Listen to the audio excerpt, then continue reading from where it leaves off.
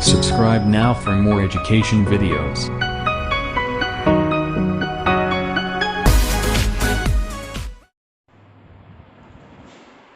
हाँ, तो एक बार फिर मैं क्लास 12 की परीक्षा के साथ। तो मैंने पिछले लेक्चर में आपको विद्युत आवेश समझा दिया था, तो उसी से आगे कंटिन्यू करते हुए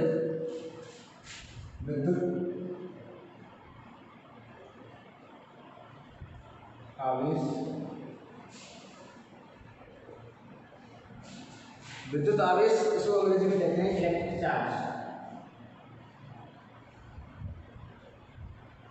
इलेक्ट्रिक चार्ज। तो अब हम बात करते हैं विद्युत आवेश के गुणों के बारे में, प्रॉपर्टीज ऑफ इलेक्ट्रिक चार्ज। इसमें क्या क्या आवेश है? देखो, एक तो हमने आपको बताया था कि समान प्रकृति के आवेश एक दूसरे को अपनी ओर आकर्षित करते हैं तथा एक दूसरे को अपनी ओर प्रतिकर्षित करते हैं तथा विपरीत प्रकृति के आवेश एक दूसरे को अपनी ओर आकर्षित करते हैं। इसी से आगे उसके बाद हम देखते हैं, तो इसका एक पहला प्रमुख पॉइंट है, वो है आवेशों की युज्यता।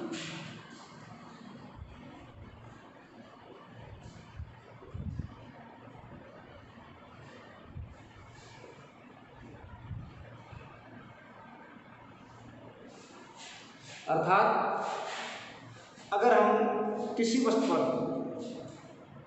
दिए गए आवेशों का कुल योग ज्ञात करते हैं, तो किसी भी वस्तु पर जितने भी आवेश दे रखे हैं उन सभी आवेशों को इनके चिन्हों के साथ जोड़ देते हैं। जैसे मान लो किसी वस्तु पर +2 coulomb, -5 coulomb, +3 coulomb, +4 coulomb, -2 coulomb से रखा है। तो अगर इस वस्तु पर कुल आवेश पूछा जाए तो हम क्या करेंगे? तो इसके लिए +2, +3, +4, -5, -2 coulomb coulomb coulomb coulomb coulomb.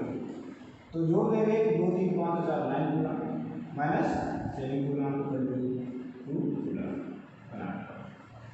अर्थात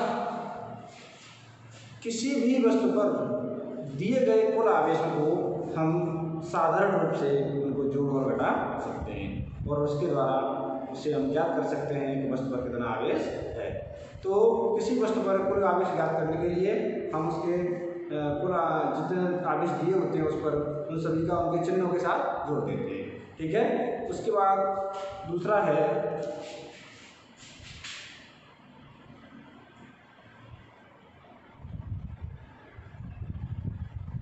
विद्युत आवेशों की निश्चलता। अर्थात किसी वस्तु पर कोई आवेश है तो उस आवेश उसके द्वारा उस वस्तु को, चाहे वो वस्तु गतिमान हो चाहे स्थिर हो, उसके आवेश पर कोई प्रभाव नहीं पड़ता है। कहने का मतलब, यदि कोई वस्तु गतिमान होती है और यदि कोई वस्तु स्थिर होती है तो उसके द्रव्यमान में तो परिवर्तन आता है लेकिन उसके आवेश में कोई परिवर्तन नहीं आता। मतलब आप उस वस्तु का कुल आवेश निश्चित रहता है, उसमें कोई परिवर्तन नहीं होता। ठीक है। अगला पॉइंट देखते हैं हम।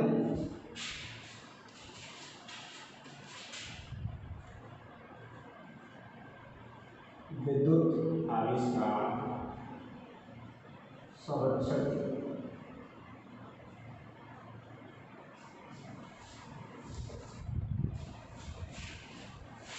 तो विद्युत आवेश का संरक्षण ये एक नियम भी है, आवेश के संरक्षण का नियम।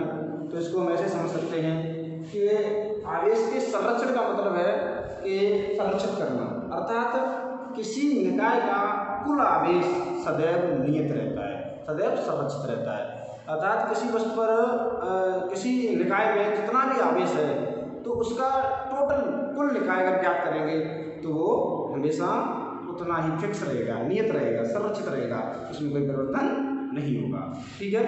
तो ये है आवेश संरक्षण का नियम। और इसको एक महान वैज्ञानिक वैज्ञानिक थे फ्रैंकलिन, उन्होंने इसको दिया था। उन्होंने बताया था कि किसी भी निकाय का कुल आवेश सदैव नियत रहता है।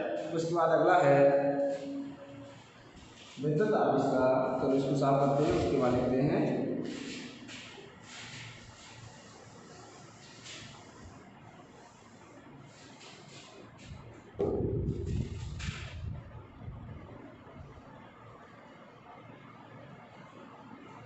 विद्युत आवेश का क्वांटीकरण।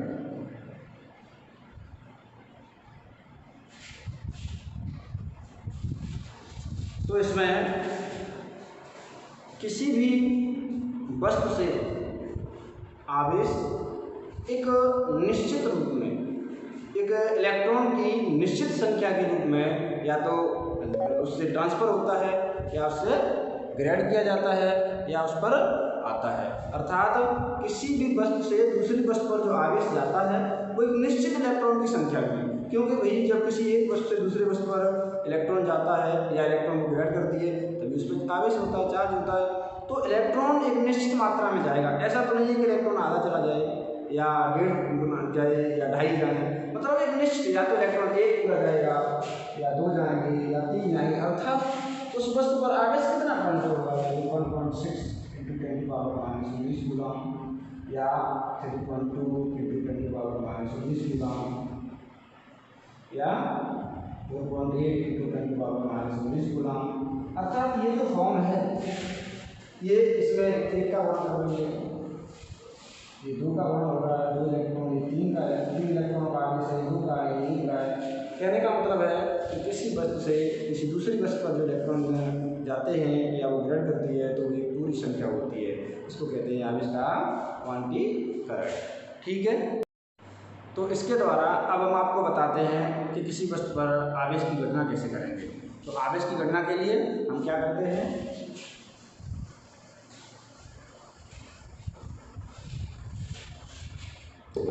यदि किसी वस्तु पर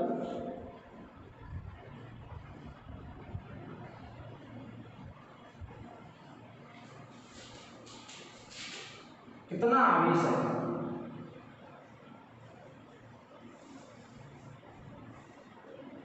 ये जानने के लिए हम क्या करते हैं, हम ये देखते हैं कि उस वस्तु पर या तो इलेक्ट्रॉन की कमी हुई होगी या इलेक्ट्रॉन की अधिकता हुई होगी। तो मान लो जैसे एक इलेक्ट्रॉन की कमी या अधिकता, तो कितना आवेश जाएगा इसके लिए, तो इसके लिए जो आवेश जाएगा वो हो जाएगा Q बराबर एक इलेक्ट्रॉन का। ठीक है, अगर कमी है तो उस पर 1 इलेक्ट्रॉन की कमी हो जाएगी और अधिकता है तो इलेक्ट्रॉन की अधिकता हो जाएगी। अगर हमने ये कह दिया कि 2 इलेक्ट्रॉन की कमी या अधिकता हो तो क्या हो जाएगा, Q बराबर 2 इलेक्ट्रॉन। अगर हमने ये कह दिया कि n इलेक्ट्रॉन की कमी या अधिकता हो तो Q बराबर क्या हो जाएगा, तो Q बराबर हो जाएगा Ne। यही हमारा ये सूत्र निकल के आ गया। इस सूत्र की सहायता से Q बराबर Ne, इसके माध्यम से हम किसी वस्तु पर आवेश की गणना कर सकते हैं। ठीक है, तो इस पर हम एक सवाल देखते हैं।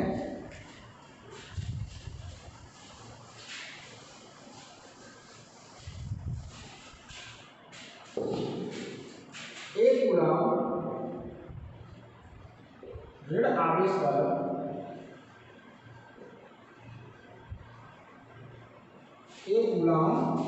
ऋण आवेश में किसी वस्तु पर कितने इलेक्ट्रॉन की कमी या अधिकता है, कमी या अधिकता है। तो देखो हम यहाँ कह सकते हैं कि आवेश हमें दे रखा है, कितना आवेश दे रखा है, 1 गुना क्या दे रखा है हमें, Q आवेश दे रखा है Q बराबर 1 गुना। और हमें ज्ञात क्या करना है, हमें ज्ञात करना है इलेक्ट्रॉन की संख्या। क्या ज्ञात करना है, इलेक्ट्रॉन की संख्या, हमें n ज्ञात करनी है। और एक इलेक्ट्रॉन का आवेश का होता है 1.6 × 10⁻19 गुना। तो यहाँ से हम क्या ज्ञात कर सकते हैं, आवेश की संख्या ज्ञात कर सकते हैं, इलेक्ट्रॉन की संख्या। किससे ज्ञात कर देंगे, तो हम जानते हैं Q बराबर Ne, तो n बराबर हो जाएगा Q/E। अब Q कितना है 1 बटे E का मान कितना है 1.6 इंटू 10 टू पावर माइनस 19। इस संख्या को ऊपर लेके जाएंगे तो ये कितना है ऊपर जाएगा कितना जाएगा 10 का, तो n बराबर हो जाएगा 1 बटे 1.6 इंटू 10 के घात में 19। अब ये 10 की पावर 19 है, इसको हम क्या करते हैं, हम इसको ऐसे लिख सकते हैं n बराबर 10 अपॉन 1.6 इंटू 10 की पावर 15। 1.6 का इसमें भाग दे देंगे, सब पाएंगे तो ये हो जाएगा, सूर्य का भाग दे देंगे ये हो जाएगा n इक्वल टू सूर्य का भाग देंगे ये निकल के आएगा 6.25 इंटू 10 की पावर। ये इलेक्ट्रॉनों की संख्या है, क्या है इलेक्ट्रॉनों की संख्या, तब एक संख्या है तब मात्रा नहीं है। तो अब इस वस्तु पर कमी है या अधिकता, तो कैसे ज्ञात करेंगे, तो भाई इस वस्तु पर कैसा आवेश था ऋण आवेश, कैसा आवेश था ऋण आवेश था, और हमने बताया है यदि किसी वस्तु पर ऋण आवेश होता है इसका मतलब उस वस्तु ने इलेक्ट्रॉनों को ग्रहण किया है, और अगर धनावेश होता तो उस वस्तु ने इलेक्ट्रॉनों को त्यागा है। तो इस वस्तु ने इलेक्ट्रॉनों को ग्रहण किया है अर्थात ऋण आवेश है, तो इस वस्तु पर इलेक्ट्रॉनों की क्या है अधिकता है, क्या है अधिकता। ठीक है, आई थिंक ये आपको क्लियर हो गया होगा। चलो आगे चलते हैं।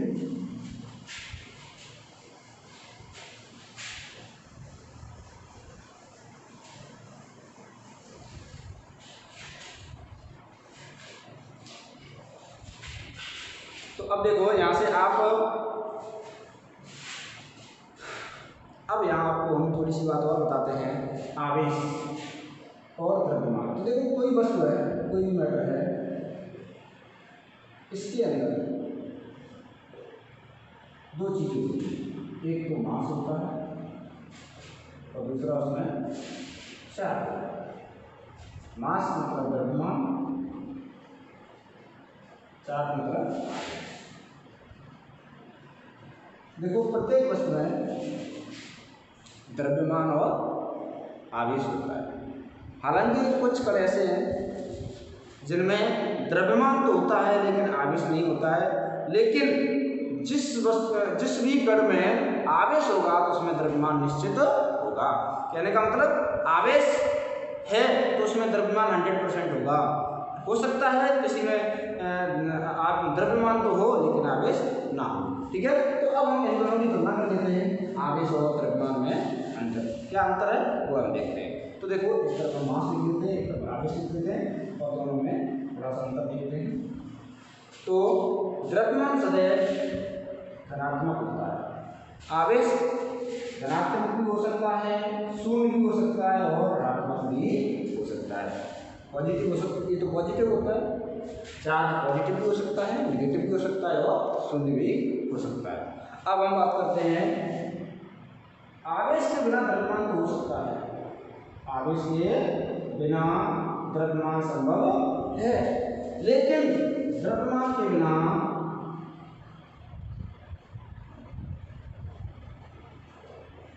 ये कैसा है असंभव है, कैसा है असंभव। उसके बाद आगे बात करते हैं, तो ये हमेशा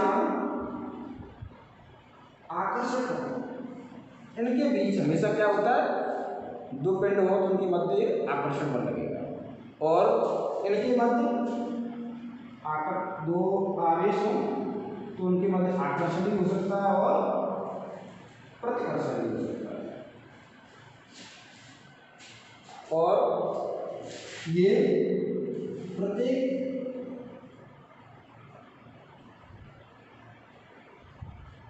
जगह अलग अलग नहीं होता है और यहाँ अलग अलग कंडीशंस के आधार पर ये अलग अलग हो सकता है। आवेशों के रखने के आधार पर भी उनके परिणामी आवेश अलग अलग हो सकता है।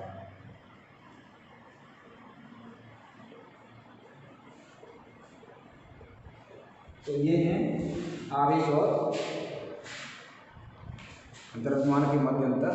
अब हम आगे चलते हैं, आपको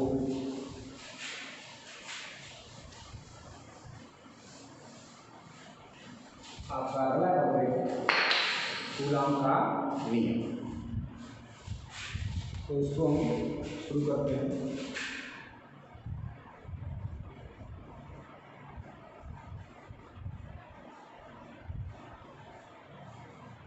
कूलम्स लॉ, कूलम का नियम। स्थिर आवेशों के लिए कूलम ने एक नियम प्रतिपादित किया था कि इनके मध्य अगर किन्हीं दो आवेशों को लिया जाए तो उनके मध्य कितना आकर्षण बल लगता है, कितना प्रतिकर्षण बल लगता है, इसके लिए उन्होंने एक नियम दिया था। तो उन्होंने बताया यदि कोई दो बिंदु आवेश, मान लीजिए एक बिंदु आवेश है Q1 और एक ही बिंदु आवेश है Q2, r दूरी पर रखे, एक दूसरे से r दूरी पर रखे। उन्होंने कहा कोई दो बिंदु आवेश एक दूसरे से r दूरी पर रखे हैं तो इनके मध्य कितना बल लगेगा। तो उन्होंने कहा कि इन दोनों बिंदु आवेशों के मध्य लगने वाला बल F इन आवेशों के गुणनफल के समानुपाती होता है और इनकी बीच की दूरी के वर्ग के व्युत्क्रमानुपाती होता है। देखो कूलम ने क्या बताया था कि यदि कोई दो आवेश हैं उनको एक दूसरे से r दूरी पर रखा गया है तो उनके मध्य कितना बल लग रहा है। तो उसके लिए उन्होंने बताया कि इन दोनों के मध्य, इन बिंदु आवेशों के मध्य लगने वाला बल उनके आवेशों के गुणनफल के समानुपाती होता है और उनकी बीच की दूरी के वर्ग के व्युत्क्रमानुपाती होता है। ठीक है, ये उन्होंने नियम दिया था। अब हमें दोनों ये question number first, question number second, इन दोनों को हम जोड़ते हैं तो हो जाएगा F proportional Q1 Q2 upon r²। ये निकल के आता है हमारा इनके मध्य लगने वाला बल। अब इसमें अगर ये प्रोपोर्शनल लगाते हैं तो यानी कि नियतांक आ जाता है। तो ये हो जाता है F बराबर 1/4 पाई एप्सिलॉन 0 Q1 Q2 बटे r²। अर्थात यदि कोई दो बिंदु आवेश अगर निर्वात में रखे हैं तो उनके बीच लगने वाला आकर्षण बल F बराबर 1/4 pi epsilon 0 Q1 Q2 upon r², इतना लगता है। इसमें ये 1/4 पाई एप्सिलॉन 0 जो है ये नियतांक क्या है, नियतांक है और इसको बोलते हैं एप्सिलॉन 0, इसको बोलते हैं एप्सिलॉन।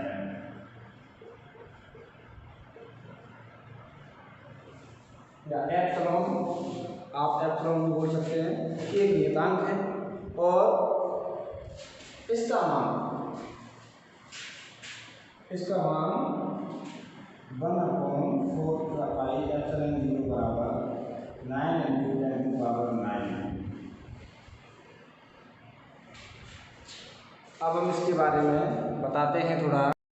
तो अब हम आपको बताते हैं एप्सिलॉन नॉट ये क्या है। ये निर्वात की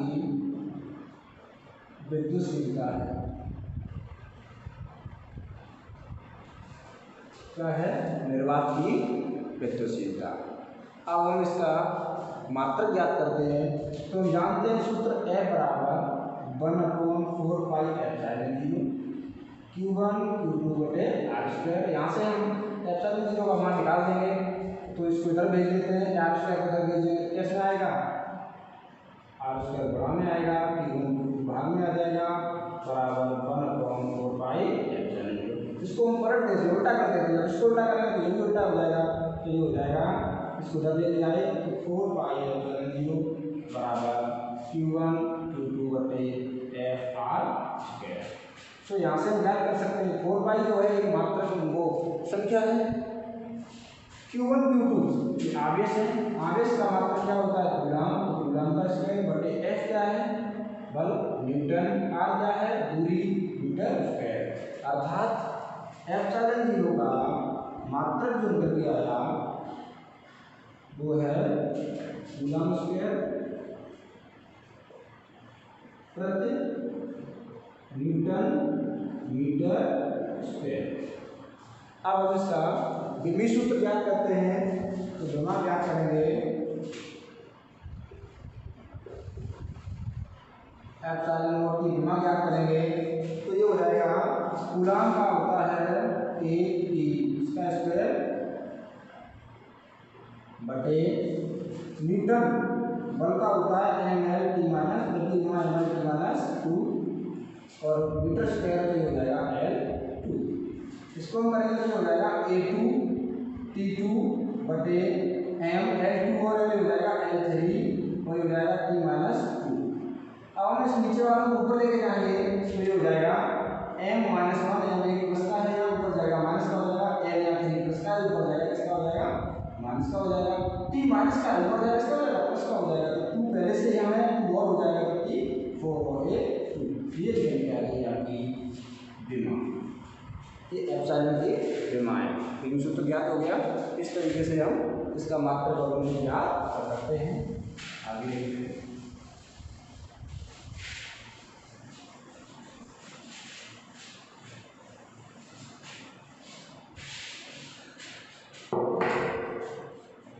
एप्सिलॉन का मान एप्सिलॉन नॉट का मान तो देखो 1/4 पाई एप्सिलॉन नॉट पूरे का जो मान होता है वो होता है 9 × 10⁹ और इसका मात्रक 7 में आता है।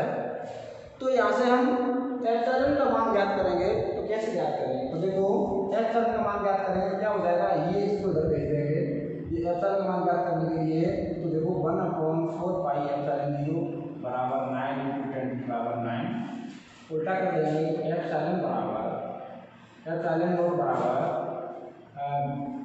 1/4 9 × 10⁹ और ये 4 पाई को हम इधर भेजा तो ये भी यहाँ आ जाएगा 4 पाई। इसका मान रखेंगे गुणा करेंगे वैल्यू ज्ञात करेंगे तो ये आ जाएगा 8.86 × 10⁻⁻4 ये कर दिया गया एप्सिलॉन नॉट का मान और इसका मात्रक कूलम स्क्वायर प्रति न्यूटन मीटर। अब हम देखते हैं कि जो हमने अभी बल का मान ज्ञात किया है वो निर्वात के लिए किया गया है। अगर हमने इन आवेशों को किसी माध्यम में रखा तब क्या करेंगे तो उसके लिए हम देखते हैं।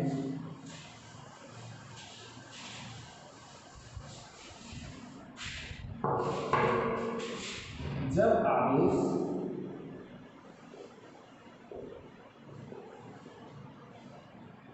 किसी माध्यम में रखे होंगे तब क्या होगा तो देखो F बराबर 1/4 पाई एप्सिलॉन 0 के Q1 Q2 अर्थात जब आवेश किसी माध्यम में रखे होते हैं तो उस माध्यम का परावैद्युतांक का भाग मिल जाता है बाकी सेम रहता है।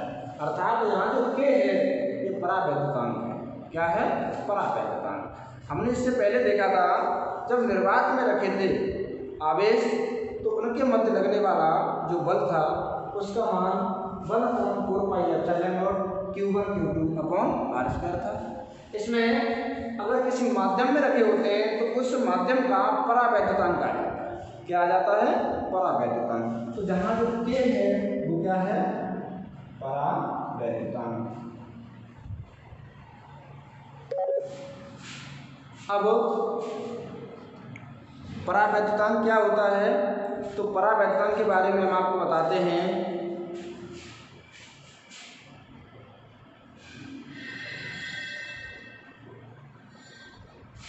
आवेशों के मध्य लगने वाले विद्युत बल का मान आवेशों के मध्य लगने वाले विद्युत बल का मान कम कर देता है। कौन ये परावैद्युतांक क्या करता है आवेशों के मध्य एक सरल सी परिभाषा है ये आसानी से समझने वाली कोई परिभाषा ज़्यादा खास नहीं आपको मैं भी बताता हूँ कैसे। आवेशों के मध्य लगने वाले बल का मान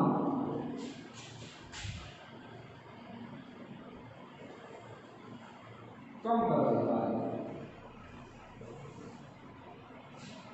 देखो हमने यहाँ देखा था अभी जो निर्वात में बल लग रहा था वो था F बराबर 1/4 पाई एप्सिलॉन 0 Q1 Q2 बटे R स्क्वायर।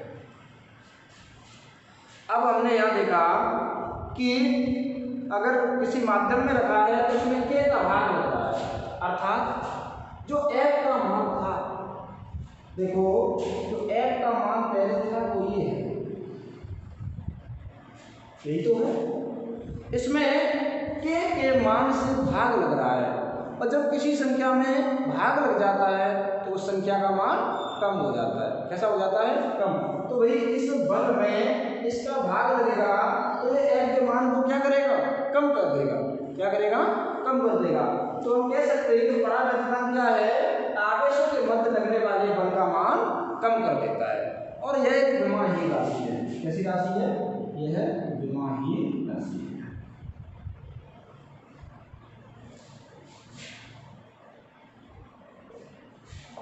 अब K का मान है वो अलग अलग माध्यमों के लिए अलग अलग होता है।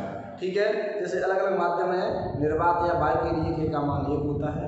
उसके बाद सभी धातुओं के लिए K का मान इनफाइनाइट होता है। वायु एयर एंड वैक्यूम वायु तथा निर्वात के लिए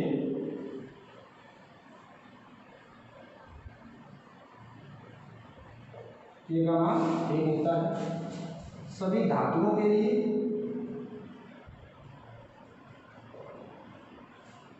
K का मान इनफाइनाइट होता है, अनंत होता है, और अन्य माध्यमों के लिए K का मान 1 से अधिक होता है, और अन्य माध्यमों के लिए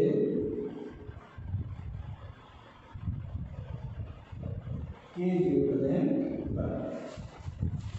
ठीक है, अब हम बात करते हैं विद्युत बल की दिशा। देखो बल एक सदिश राशि है। बल कैसी राशि है? सदिश राशि। और जब सदिश राशि है तो इस बल की कोई न कोई दिशा जरूर होगी। अब वो दिशा क्या है उसके बारे में हम बताते हैं। तो देखो जब दो बल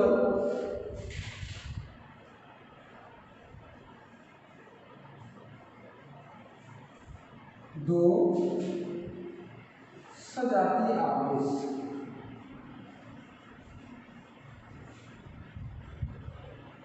या हम कह सकते हैं एक समान प्रकृति के आवेश हों। कैसे आवेश हों? एक समान प्रकृति के आवेश हों, तो इनके मध्य जो बल लग रहा है वो कहाँ लगेगा, और विपरीत प्रकृति हो तो उनके मध्य बल की दिशा कैसी होगी। तो देखो जब या हम ये कह सकते हैं सजातीय आवेश हो, या हम ये कह सकते हैं जब समान प्रकृति के आवेश हो, जब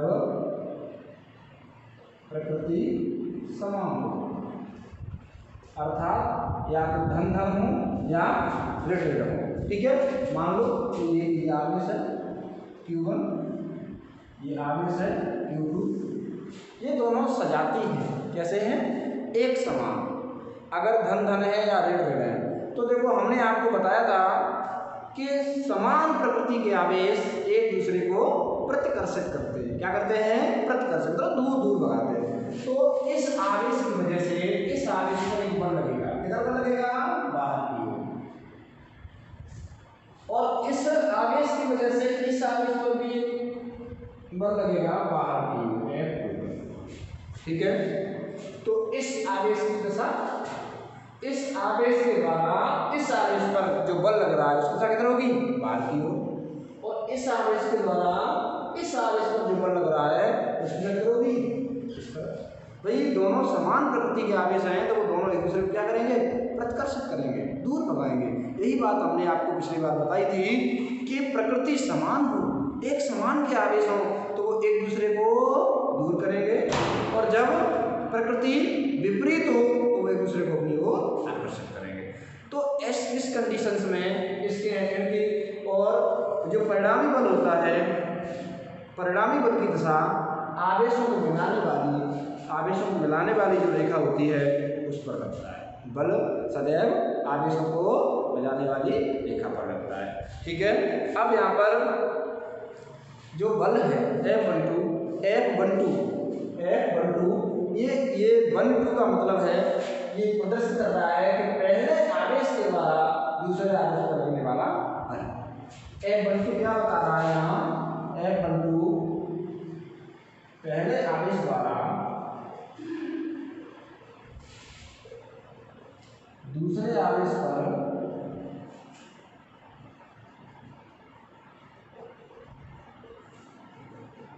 लगने वाला बल।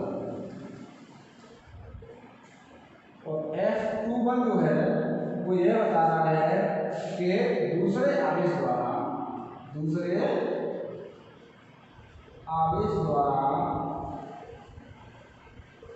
पहले आवेश पर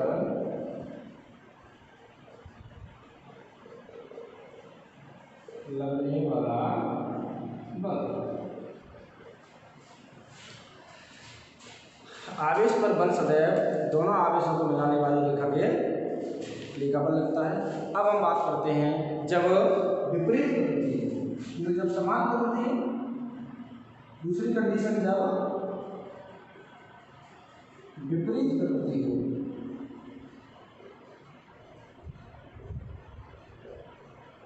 तब क्या होगा। तो देखो एक आवेश इधर, मान लो एक इधर धनात्मक है और यहाँ ऋण आवेश, धनावेश Q और ये ऋण आवेश, इनके द्वारा लगने वाले बल की दिशा किधर होगी। तो ये दोनों बल क्या करेंगे, एक दूसरे को अपनी ओर आकर्षित करेंगे। ये बल इस पर, ये आवेश इस आवेश को अपनी ओर खींचने की कोशिश करेगा इस पर, और ये इसको अपनी ओर खींचने की कोशिश करेगा, ये इसको इस तरफ। इन दोनों की दिशा बाहर की ओर थी, इन दोनों की दिशा अंदर की ओर। इसके द्वारा इस पर जो लगने वाला बल है, ये इसको अपनी ओर खींचेगा F12, और इसके द्वारा इस पर लगने वाला बल है वो है F2। ठीक है, तो ये इनकी परिणामी बल की दिशा है। अब आवेशों पर लगने वाले बल की तुलना। तो देखो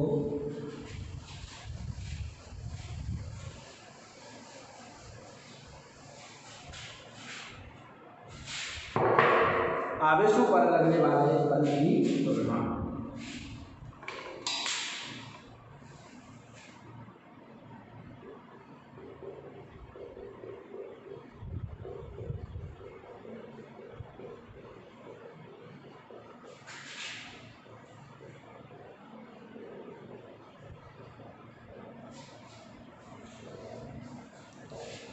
तो देखो यदि किसी आवेश वो अगर निर्वात में रखा है तो उस पर लगने वाला बल क्या होगा। निर्वात में अगर कोई दो आवेश लगे हैं तो उनके मध्य लगने वाला बल F बराबर 1/4 pi epsilon Q1 Q2 R। ये निर्वात में रखा है, कहाँ रखा है, निर्वात में। ठीक है, या हम ये कहते हैं वायु में रखा है, वायु और निर्वात में ही होता है F। अब हम ये कहें कि यदि कोई दो आवेश किसी माध्यम में रखें तो उन पर लगने वाला बल F मीडियम बराबर होगा 1/4 pi epsilon Q1 Q2 R। तो इनके मध्य अगर हम तुलना करते हैं तो हम देखते हैं, इसको समीकरण नंबर 1 दे दो, इसको समीकरण नंबर 2 दे दो। भाई देखो एक बार हम फिर आपको वापस समझाने की कोशिश करते हैं। हमने आपको बताया था कूलाम के नियम के अनुसार कि यदि कोई दो आवेश वायु तथा निर्वात में रखे हैं तो उनके मध्य लगने वाला जो आकर्षण बल है वो कितना होगा, F बराबर 1/4 pi epsilon Q1 Q2 R। ठीक है, ये वायु या निर्वात के लिए। और हमने अब कहा कि अगर किसी माध्यम में रखे हैं ये दोनों आवेश तो उनके मध्य कितना बल लगेगा। तो उसके लिए F मीडियम माध्यम के लिए तो 1/4 पाई एप्सिलॉन और क्या आ जाएगा, कि क्या है, परागतितांक। ठीक है, किसी आवेश किसी माध्यम में है उसके लिए क्या आ जाएगा, एक परागतितांक और Q1 Q2 R। इसको हमने समीकरण नंबर 1 दे दिया और इसको समीकरण नंबर 2 दे दिया। ठीक है, समीकरण 1 में समीकरण 2 का भाग दे देंगे तो क्या हो जाएगा, ये इसी का भाग दे देंगे, इसको इधर कर देते हैं, इसको इधर कर देते हैं। तो देखो ये पूरा कट जाएगा, ये 4 पाई से 4 पाई कट जाएगा, फिर क्या बचेगा, F एयर बटे F मीडियम बराबर, ये चौथा पद है, कहाँ पहुँच जाएगा, ऊपर पहुँच जाएगा, कहाँ पहुँच जाएगा, तो F एयर बराबर एयर बटे एपीडी बराबर के, यही निकल के आएगा आपका परागण की परिभाषा। यहाँ से भी आप बना सकते हैं, मतलब किन्हीं दो आवेशों पर निर्वात में लगने वाला हो, किसी माध्यम में लगने वाले बल के अनुपात को परागण कहते हैं।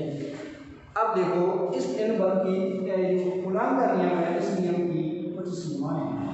क्या क्या सीमाएं हैं उनके बारे में हम देख लेते हैं, क्या क्या लिमिटेशंस हैं उनके बारे में हम देख लेते हैं। तो ये जो बल है वो बिंदु आवेश पर कार्य करता है। किस पर कार्य करता है? बिंदु आवेश पर। पहली बात। दूसरी बात,